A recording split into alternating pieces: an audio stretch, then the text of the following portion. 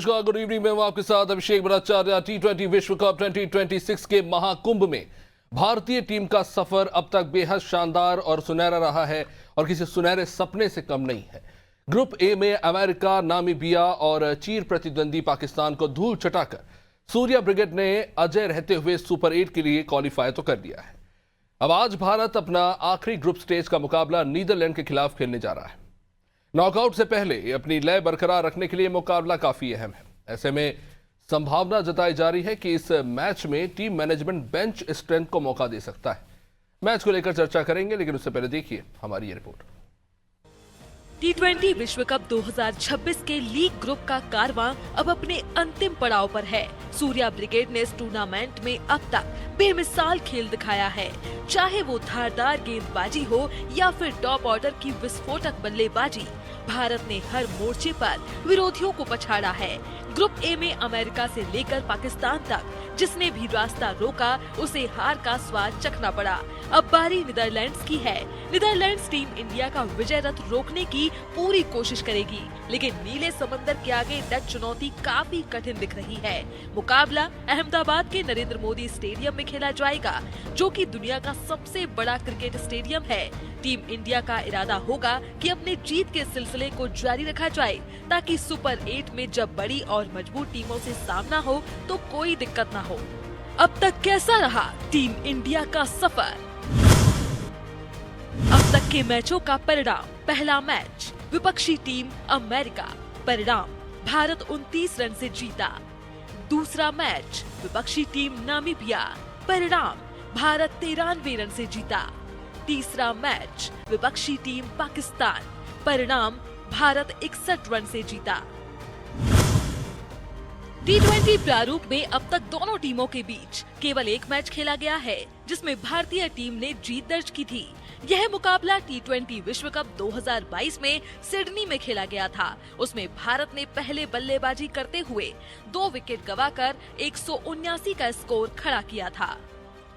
जवाब में Netherlands team 9 wicket के नुकसान पर 123 रन ही बना सकी थी। ऐसे में नीदरलैंड इस बार उस हार का हिसाब चुकता करने का प्रयास करेगी। माइकल लेविट और मैक्स ओडाउड की सलामी जोड़ी टीम को अच्छी शुरुआत देना चाहेगी। बाज डी पर मध्य क्रम को मजबूती देने की जिम्मेदारी होगी। कैसा रहता है पिच का मिजाज? काली और लाल मिट्टी की अलग पिचें। लाल मिट्टी पर मिलेगी तेज गेंदबाजों को मदद। काली मिट्टी पर स्पिनरों का दिखेगा अब जादू। अहमदाबाद में बल्लेबाजों के लिए रनों की बारिश। शुरुआती ओवरों में दिखेगा गेंदबाजों का खौफनाक रूप। नरेंद्र मोदी स्टेडियम में भारत और नीदरलैंड्स के बीच होने वाले मुकाबले से पहले पिच की मिट्टी ने सस्पेंस बढ़ा दिया है। यहाँ लाल और काली मिट्टी की अलग अलग पिचें हैं, जो खेल का रुख पूरी तरह बदल सकती है। लाल मिट्टी की पिच पर जहां तेज गेंदबाजों को घातक उछाल और गति मिलने की उम्मीद है, वहीं काली मिट्टी की पिच फिरकी के जादूगरों के लिए मददगार साबित होगी। हालांकि विश्व कप के रोमांच को देखते हुए दर्शकों को हाई स्कोरिंग मैच देखने को मिल सकता है। टीम इंडिया में बड़े बदलाव की संभावना। बुमराह और हार्दिक को मिल सकता है आराम। सिराज की होगी अहमदाबाद के मैदान पर परीक्षा। हार्दिक की जगह शिवम दुबे आजमाएंगे नई गेंद। रिंकू और अक्षर को मिलेगा ज्यादा बल्लेबाजी का समय। वॉशिंगटन सुंदर की हो सकती है टीम में वापसी। टीम इंडिया अब अपने आखिरी ग्रुप मैच में नीदरलैंड के खिलाफ बड़े प्रयोग कर सकती है। तेज गेंदबाज जसप्रीत बुमराह और ऑलराउंडर हार्दिक पांड्या को आराम दिया जा सकता है। उनकी जगह मोहम्मद सिराज को अपनी लय वापस पाने का मौका मिलेगा, जबकि शिवम दुबे को नई गेंद से अपनी गेंदबाजी कौशल दिखाने की जिम्मेदारी मिल सकती है। साथ ही चोट से वापसी कर रहे वॉशिंगटन सुंदर को वरुण चक्रवर्ती की जगह प्लेइंग 11 में शामिल किया जा सकता है। वहीं रिंकू सिंह और अक्षर पटेल को ऊपर बल्लेबाजी के लिए भेजा जा सकता है, ताकि नॉकआउट मैचों से पहले उन्हें पर्याप्त समय मिल सके। डेस्क रिपोर्ट, अनादि टीवी। तो जाहिर तौर पर खेल प्रेमियों को भारी उम्मीदें हैं और इन उम्मीदों को भारत ने जिस तरह से प्रतिभा का प्रदर्शन किया है बीते 3 मैचों में, उसने कई ज्यादा बढ़ा दिया है। जिस तरह का शानदार प्रदर्शन भारत कर रहा है, जो लीग मैचेस में एक तरफा मुकाबला भारत बनाती हुई दिखी है बीते 3 मैचों में, कहीं ना कहीं बहुत ही हाईली एंटिसिपेटेड है। लीग मैच का ये आखिरी मुकाबला खैर कह सकते हैं भारत के लिए औपचारिकता मात्र है, लेकिन जाहिर तौर पर कई सारे ऐसे एस्पेक्ट्स हैं जिनको लेकर कहीं ना कहीं टीम जो है अपनी रणनीति पर इस पर काम करने की कोशिश करेगी और नीदरलैंड का ये मैच कहीं ना कहीं उस लिटमस टेस्ट को लेकर काफी जरूरी है। इन सब के बीच में एक बड़ी अपडेट आपको बता रहे, चर्चा में आगे बढ़ेंगे। टॉस से रिलेटेड अपडेट मिल रही है। भारत ने टॉस जीता है और बल्लेबाजी करने का फैसला लिया है। बड़ी अपडेट आपको बता रहे हैं। थोड़ी देर बाद मुकाबला शुरू होने जा रहा है, तो एक सबसे अच्छी खबर यह आ रही है, आपको बता दें, भारत ने टॉस जीता है। अगर बीते 3 मुकाबलों की बात करें तो टॉस के मामले में भारत का साथ किस्मत ने नहीं दिया, पर पहली बार कहेंगे कि T20 वर्ल्ड मुकाबले में इस बार भारत ने टॉस जीता है और टॉस जीतकर पहले बल्लेबाजी करने का फैसला लिया है। तो चलिए चर्चा को आगे बढ़ाएंगे। इस वक्त हमारे साथ न्यूज रूम से सबसे पहले हमारे सहयोगी, स्टूडियो से हमारे साथ इस वक्त मनोज वर्मा हमारे साथ जुड़ चुके हैं। मनोज जी, इस मैच को लेकर जैसे कि अहमदाबाद के पिच हम जानते हैं, हाई स्कोरिंग मैच यहां पर देखने को मिलता है और आमतौर पर यह कहा जाता है यहां पर कि चेजिंग जो है बड़ी आसान होती है सेकंड इनिंग में, लेकिन इंडिया ने पहली बार टॉस जीतकर बैटिंग लेने का फैसला लिया है। किस तरह से देख रहे हैं? निश्चित तौर पर ये अपेक्षित ही था, क्योंकि जिस प्रकार से बल्लेबाजी क्रम है टीम इंडिया का और जिस प्रकार से नीदरलैंड की टीम है सामने, तो जाहिर सी बात है कि ये भारत क्योंकि अब सुपर 8 के मुकाबले शुरू होना है और भारत के ग्रुप में मजबूत टीम है, चाहे दक्षिण अफ्रीका की हम बात कर लें, चाहे वेस्ट इंडीज़ की, जिम्बाब्वे को भी हल्के में नहीं ले सकते हम, क्योंकि उन्होंने ऑस्ट्रेलिया ऐसी टीम को एलिमिनेट करा दिया था।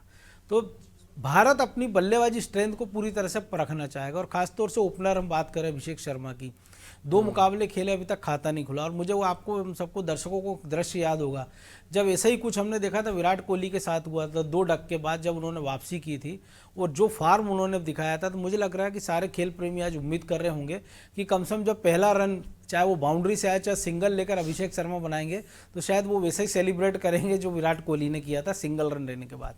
जहाँ तक बल्लेबाजी की बात है, तो मुझे लगता है शायद आज जो हमारे गेंदबाज हैं उनको आराम दिया जा सकता है और बल्लेबाजी की स्ट्रेंथ में मुझे लगता है शायद नंबरों में कुछ चेंजेस हो सकता है, या हो सकता है वाशिंगटन सुंदर को हम खिला सकते हैं, क्योंकि ये ऐसा पिच है कि जहां हमने देखा कि अभी तक जो उम्मीद की जा रही थी, जैसे श्रीलंका में हम खेले थे कि सेकंड इनिंग में यह था कि ड्यू के कारण शायद ग्रिप बनाना मुश्किल होगा, लेकिन जब पाकिस्तान के खिलाफ हमने देखा था कि उन्होंने बल्लेबाजी क्रम को हमारे ऊपर जो शुरुआती तेज गेंदबाज है उन्होंने ध्वस्त कर दिया था और बचा कुचा काम हमारे स्पिनर्स ने कर दिया था। तो मुझे लग रहा है यहाँ ड्यू की कोई ज़्यादा ऐसा फैक्टर है नहीं।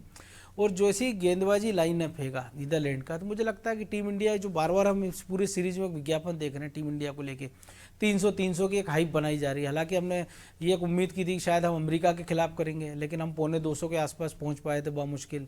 हमने पाकिस्तान के खिलाफ सोचा था, लेकिन जिस टफ पिच थी उसके हिसाब से हमने अच्छा स्कोर किया था और इस पूरी सीरीज में हम 3 मैच में अभी तक 200 का स्कोर पार एक ही बार नामीबिया के खिलाफ कर पाए।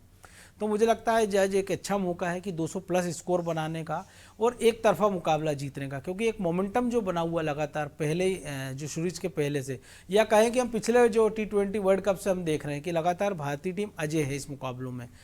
4-12 लगभग 12 सीरीज मुकाबले आज हो जाएंगे 12वां, जिसमें हम नॉट आउट अगर जीतेंगे तो ये एक अच्छा मौका रहेगा, क्योंकि अब टफेस्ट मुकाबले शुरू होंगे अब। तो मुझे लगता है इसके पहले टीम इंडिया ने जो गलतियां रही अमेरिका के सामने जो हमारी खुलकर आई थी, टॉप ऑर्डर की गलतियां हमारी, अभिषेक शर्मा ने मुझे लगता है थोड़ी स्टडी की होगी अब कि वो कहाँ गलतियां कर रहे हैं, क्योंकि अभी तक ये था कि एक भरपाई के लिए पीछे ईशान किशन थे, लेकिन कभी कभी ऐसा होता है कि आपका टॉप ऑर्डर कभी भी ढह सकता है। तो मुझे लगता है उन सारी गलतियों पर टीम मैनेजमेंट ने ही फोकस किया होगा, कोच ने भी काफ़ी काम किया होगा।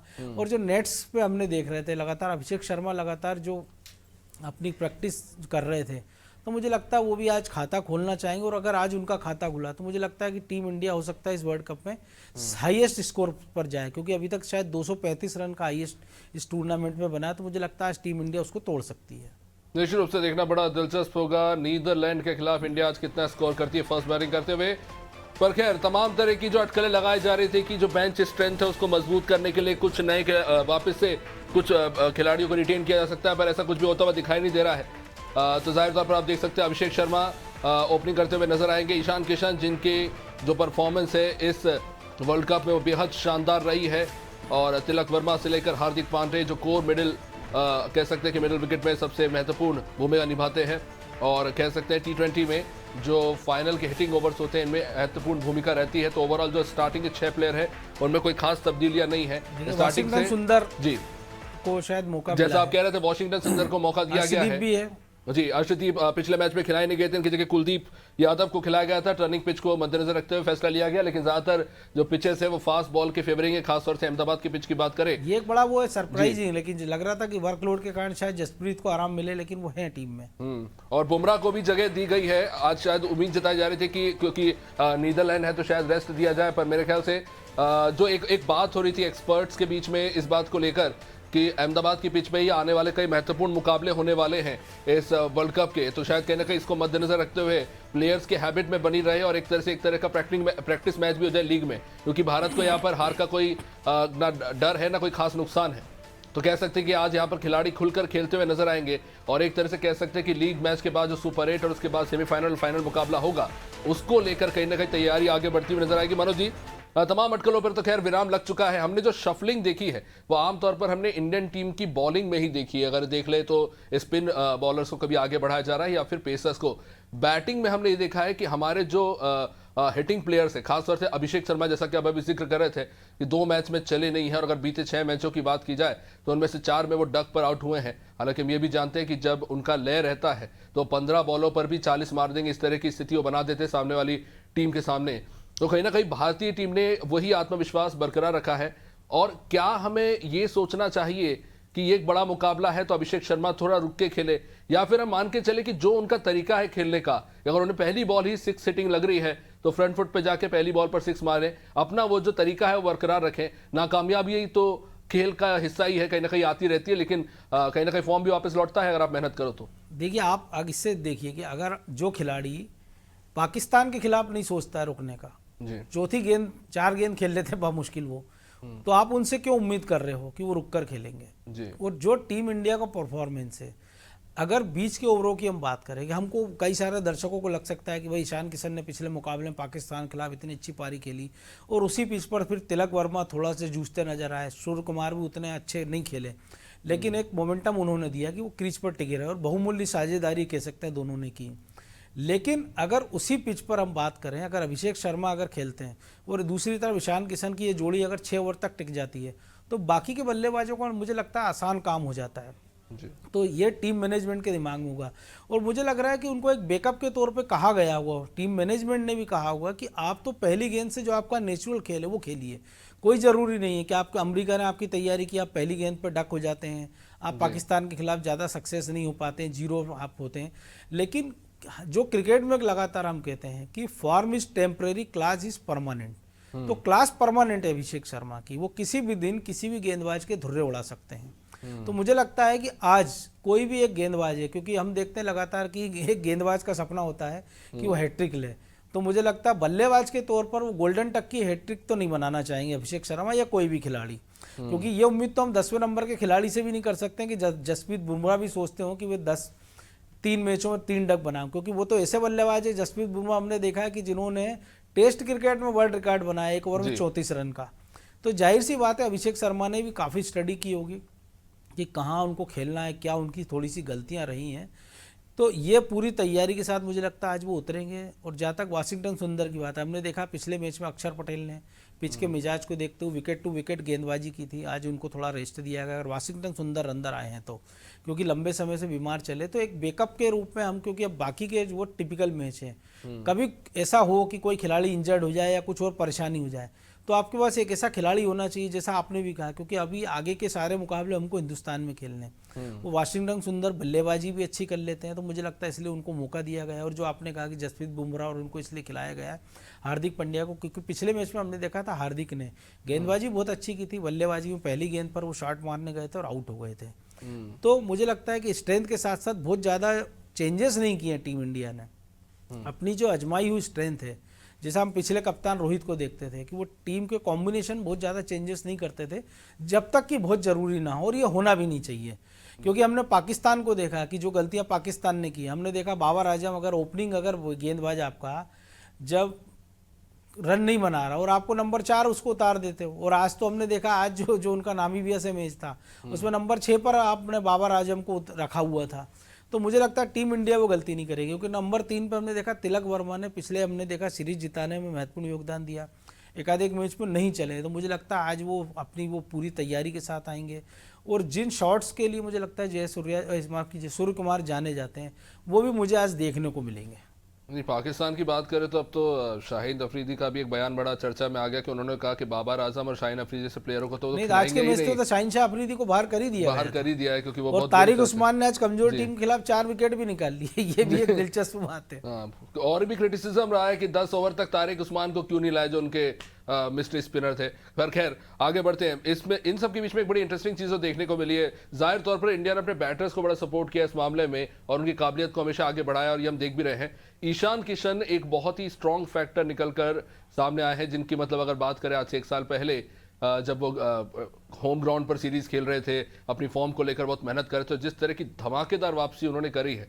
और सबसे इंटरेस्टिंग तो लास्ट मैच रहा जहां पे हम देख रहे थे कि बाकी तमाम प्लेयर स्ट्रगल करते नजर आ रहे थे और अगर आप देखें तो Ishan Kishan was the single handed player जिन्होंने इस पूरे मैच का रुख बदल के रख दिया अकेले। अगर वो पावर प्ले का वो जो स्कोर उन्होंने बनाया था वो ही एक तरह से कह सकते हैं कि मैच का डिसाइडिंग स्कोर आप देखिए, उन्होंने तो दूसरे ओवर में जो बता दिया था कि शहनशाह अफरीदी को जो उन्होंने छक्का मारा था उसने मुझे लगता है कि पूरे पाकिस्तान की टीम का मोमेंटम बिगाड़ दिया। जो उस मैच में मैं आपके साथ मैंने ये जिक्र किया था कि जब आपकी पिटाई शुरू होना होती है तो फिर गेंदबाज को ये लगता है कि यार मैं विकेट नहीं, मैं तो पिटने से बचूं। आप देखिए पहले ओवर में उनका कप्तान विकेट ले लेता अभिषेक शर्मा का, लेकिन वो चाहता तो 4 ओवर डाल सकता था। आप जिसको ट्रम्प का इक्का बताते हैं तारिक उस्मान को, आप उसको पहले ला सकते थे। शाहीन शाह अफरीदी एक बार पिटने के बाद आपका भरोसा डिग गया तो आप उसको 20वें ओवर में लाते हैं। जो दूसरे ओवर में पावर प्ले में जब एक विकेट बल्लेबाज एक गेंदबाज एक विकेट हम गवा चुके, जब ईशान किशन उनको इतना तेज मार सकता है तो फिर तो उनको हो सकता है कि लाना ही नहीं था 20वें ओवर में। तो ये गलतियां हुई हैं, तो मुझे लगता है कि टीम इंडिया ने उनसे भी सीखा होगा। निश्चित रूप से। चलिए, क्रिकेट एक्सपर्ट कशिश शर्मा भी हमारे साथ जुड़ चुके हैं, साथ ही साथ हमारे साथ एक और क्रिकेट एक्सपर्ट जुड़े हैं, चर्चा को आगे बढ़ाएंगे। राजीव रिसोडकर भी हमारे साथ है। सबसे पहले कशिश जी आपसे सवाल, नीदरलैंड के साथ आज ये जो मुकाबला हो रहा है, वैसे तो इसका अंक तालिका पर कुछ खास फर्क पड़ने वाला है नहीं, लेकिन किस तरह से देखें क्या रणनीति होगी, क्योंकि सुपर 8 के मुकाबले भी इस पर होंगे और अहमदाबाद का ये जो ग्राउंड है हाई स्कोरिंग ग्राउंड और फाइनल मुकाबला भी यहीं पर होगा, तो किस तरह से भारत की स्ट्रैटेजी आगे बढ़ती हुई दिख रही है? क्या सिर्फ जीत का लक्ष्य लेकर ही भारत आगे बढ़ रही है, या एक तरह से कह सकते हैं साइकोलॉजिकल प्रेशर बनाने की भी कोशिश होगी कि सामने वाले को आप वन साइडेडली इतना डोमिनेट करे कि अगले मैच में या फिर मुकाबले में आने वाले मैचों में एक साइकोलॉजिकल प्रेशर भी विरोधी दल के दिमाग पर हमें बनता हुआ दिखे? देखिए, सब में पहली बात जो सब में बड़ा साइकोलॉजिकल प्रेशर रहेगा वो नीदरलैंड की टीम पर रहेगा, क्राउड का, जनता का, क्योंकि अहमदाबाद सब में बड़ा क्राउडेड स्टेडियम है। तो नीदरलैंड इससे पहले इतने क्राउड के बीच खेला भी नहीं है, तो ये आसान नहीं होगा कि इतने क्राउड के बीच में खेलना और परफॉर्म करना। और वहीं बात करें टीम इंडिया की, तो वो चाहेंगे कि जिन एस्पेक्ट्स में वो अच्छा नहीं कर पाए अभी, जैसे अभिषेक शर्मा का अभी तक बैट नहीं चला है और हम जानते हैं कि वो किस काबिल हैं अपने दिन पे परफॉर्म करने के, तो अभिषेक शर्मा को वो मौका देंगे कि वो फॉर्म में आए, इसीलिए भारत ने पहले बल्लेबाजी चुनी है। और जितने भी बाकी प्लेयर्स हैं जैसे तिलक वर्मा, मनोज जी ने भी बोला, वो भी निश्चित ही आज मेरा मानना भी है कि बैटिंग में ऊपर आएंगे ताकि वो बेटर परफॉर्म कर पाए। लेकिन एक चीज देखिए कशिश जी, ओपनिंग ऑर्डर नहीं चला है तो नीचे हम देख रहे हैं सूर्य कुमार भी मार रहे हैं, लेकिन अभी भी हम देख रहे हैं कि रिंकू सिंह को इतना मौका मिल नहीं पाया। मिडिल ऑर्डर और ओपनिंग ऑर्डर बहुत अच्छा अभी तक हम देख रहे हैं प्रदर्शन उनका रहा है और कहीं ना कहीं स्कोर को सस्टेन करके ले जा रहे हैं 170 अबव, और आज भी शायद हम उम्मीद करें कि ये स्कोर 180 to 200 के अबव ही रहेगा अगर सब कुछ ठीक रहा तो। जी बिल्कुल, इंडिया इस वर्ल्ड कप की सब में प्रबल दावेदार है और उसका कारण एक यही है कि इंडिया की बैटिंग ऑर्डर, बॉलिंग ऑर्डर और फील्डिंग तीनों ही क्षेत्र में इंडिया बहुत अच्छा कर रही है। अगर बैटिंग ऑर्डर में भी देखें तो पहले ओवर से ही, पहली बॉल से हमारे दोनों ओवर अपोनेंट टीम को डोमिनेट करने की कोशिश करते हैं। इसका कारण ये है कि एक तो टीम ने उन्होंने सपोर्ट दे रखा है, साथ ही साथ उन्हें ये भी पता है कि नीचे भी बहुत ही उम्दा बल्लेबाज उनके पास हैं, चाहे अपन सूर्य कुमार यादव की बात करें, चाहे अपन हार्दिक पांड्या की बात करें, चाहे अपन शिवम दुबे या रिंकू सिंह जो लोअर ऑर्डर में टीम इंडिया को परफॉर्म करके दे रहे हैं। रिंकू सिंह ने में भी अभी पिछले मैच में काफी अच्छा परफॉर्मेंस करा, लास्ट ओवर में उन्होंने सिक्सेस मारे, तो सबको और विकेट भी निकाल दिया है उन्होंने। हाँ जी, तो जो है सभी परफॉर्म कर रहे हैं, तो इसका सपोर्ट भी मिलता है आगे के बल्लेबाजों को कि पीछे टीम को संभालने के लिए और भी प्लेयर्स हैं। जाहिर तौर पर अगर आप एक एम्बिशियस अप्रोच रख रहे हैं मैच को लेकर तो आपको और आगे बढ़कर खेलना होगा। इस पर मैं आंसर चाहूंगा राजीव जी से। राजीव जी, हम एक बड़ी इंटरेस्टिंग चीज देख रहे हैं, पावर प्ले में हम देखते हैं कि ओपनिंग ऑर्डर में इंडियन टीम बहुत तेजी से, basically they are racing for runs, तो 6 ओवर में 60-80 रन बन रहे होते हैं। लेकिन जाहिर तौर पर जिस तरह से हम देख रहे हैं, अगर हम श्रीलंका बनाम ऑस्ट्रेलिया का मुकाबला देखें या फिर जिम्बाब्वे ने जिस तरह का प्रदर्शन किया है वो देखें, तो कहीं ना कहीं ये बताता है कि किस तरह से रैपिडली ये 3 से 4 ओवर के अंदर जो कवर करते हैं 40 से 60 का स्कोर, वो मैच का रुख बदल देता है। तो मिडिल ऑर्डर में कहीं ना कहीं ये प्रयास होना चाहिए कि 6 ओवर तक अगर ओपनिंग ऑर्डर अगर 60-70 रन बना के गया तो नाउ आपके पास चांस है, आपके पास 8वें नंबर तक बल्लेबाजी है, तो आप रिस्क लीजिए और स्कोर को कम से कम 180 टारगेट मान के चलिए कि आप लेकर जाएंगे। हाँ, बिल्कुल सही है। ऐसे देखा जाए तो अभी T20 का जो नया टेम्पलेट है वो भारत ने परिभाषित किया है, और हम देखते हैं कि अब ये 180 जो है वो T20 का हम पार स्कोर नहीं मानते हैं। हालांकि इस स्पर्धा में, वर्ल्ड कप में अच्छी बात यह रही है कि विकेट जो है थोड़े स्लो और टर्निंग होने के कारण 180-190 का स्कोर जीतने लायक स्कोर माना जा रहा है।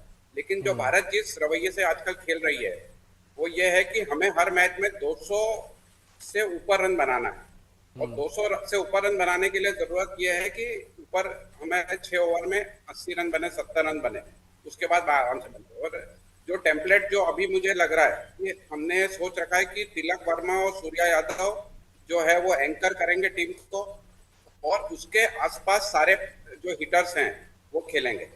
तो हम देख रहे हैं कि हमारे ये जो हमारी जो टैक्टिक है वो हमेशा सफल रही है, और बहुत समय से हम इस टैक्टिक के अनुसार खेल रहे हैं कि 200 रन हमें बनाने ही बनाने, मिनिमम 200 पार स्कोर है। हो सकता है जैसे पहले मैच में हो गया हमारे कि हमारे बहुत जल्दी विकेट गिर गया और सूर्या को बिल्कुल अलग तरीके से खेलना पड़ा, लेकिन उस समय भी हम लोग 170 से ऊपर पहुंच गए थे। जो सूर्या अकेला ही एक बल्लेबाज था जो आखिरी 4 ओवर में मार पाया, क्योंकि विकेट इतने गिर रहे थे कि उनको एंकर करना पड़ा। तो ये, लेकिन हमारा ये टेम्पलेट है कि 200 से ऊपर बनाना है, और उसी टेम्पलेट के अनुसार हम चलेंगे इस मैच में भी। चाहे वो कौन बल्लेबाज ऊपर आता है कौन नीचे आता है, ये कोई इम्पोर्टेंस नहीं रखता है, क्योंकि अभी चाहे शिवम हो, चाहे रिंकू हो, चाहे कोई भी बल्लेबाज हो, सबको एक ही तरीके से खेलना है। तो मेरे हिसाब से हमारी टैक्टिक यही रहेगी कि वापिस 200 प्लस स्कोर के लिए एम करेंगे हम, और अगर शुरू में विकेट गिरे तो तिलक वर्मा एंकर करेंगे, और अगर नहीं गिरे तो फिर सभी लोग मारेंगे। नहीं, जाहिर तौर पर क्योंकि हम देख रहे हैं कि किस तरह से लोअर ऑर्डर को तो खैर इस बार कम ही चांस मिला अभी तक जितने मैचेस हुए। लेकिन राजीव जी, इस पे आना चाहेंगे, नीदरलैंड के साथ जो मुकाबला है उसमें जाहिर तौर पर एक्सपीरियंस उतना बड़ा फैक्टर है नहीं, और टैलेंट की अगर बात करें तो इंडिया के पास भरमार है। तो ये देखिए, अगर हम बात करें नीदरलैंड के पास, तो उनके पास एक ही प्लस फैक्टर है, वो है एलिमेंट ऑफ सरप्राइज का, क्योंकि भारत और नीदरलैंड में ज्यादा मैचेस होते नहीं है, तो जाहिर तौर पर भारतीय खिलाड़ियों को नीदरलैंड के साथ खेलने का ज्यादा अनुभव नहीं है। लेकिन यही बात उन पर, नीदरलैंड पर भी फिट बैठती है कि उनके पास भी भारत के साथ और भारतीय पिच पर खेलने का अनुभव नहीं है। तो कह सकते हैं कि एक नया एक्सपीरियंस होगा नीदरलैंड के लिए, और कहीं ना कहीं इंडियन प्लेयर्स के लिए भी एक तरह का टेस्ट। हाँ बिल्कुल, जैसे नीदरलैंड्स के लिए क्या है कि उनके पास खोने के लिए कुछ नहीं है। उन्हें पता है कि ये मैच खेल रहे हैं वो, और अगर थोड़ा भी अच्छा परफॉर्मेंस रहा तो वो खुश होकर जाएंगे। तो they have got nothing to lose. और दूसरा ये है कि उनका जो सबसे बड़ा प्लस फैक्टर जो मुझे लगता है कि वो 100% अपना देते हैं, और फिटिंग में जो है वो हमेशा 10-20 रन प्लस करके चलते हैं, वो लोग हमेशा ऐड करते हैं। और नीदरलैंड के जहाँ तक हम सोच रहे हैं कि हमारे पास जानकारी नहीं है, लेकिन हमें ये ध्यान में रखना पड़ेगा कि हमारे जो असिस्टेंट कोच है रायन टेन डेस्काते, वो नीदरलैंड से खेल चुके हैं, और वो नीदरलैंड से काफी समय तक खेले हुए हैं। तो ऐसा नहीं कि हमारे पास उनके प्लेयर्स के बारे में जानकारी पूरी रहेगी, होमवर्क हमने पूरा कर रखा होगा, तो हमारे लिए कोई सरप्राइज फैक्टर नहीं रहेगा, न ही नीदरलैंड के लिए कोई सरप्राइज फैक्टर होगा। बस ये है कि नीदरलैंड इस रवैये के साथ खेलेगी कि हमें खोना तो कुछ है नहीं, अगर हार गए तो कोई क्रिटिसिज्म होने वाला नहीं है, और अगर फाइट किया तो उसके लिए हमेशा अच्छा ही रहेगा, एक एनकरेजिंग साइन रहेगी उनके लिए। जीत गए तो सुपर 8 वाला सेलिब्रेशन हो जाएगा खैर नीदरलैंड के लिए।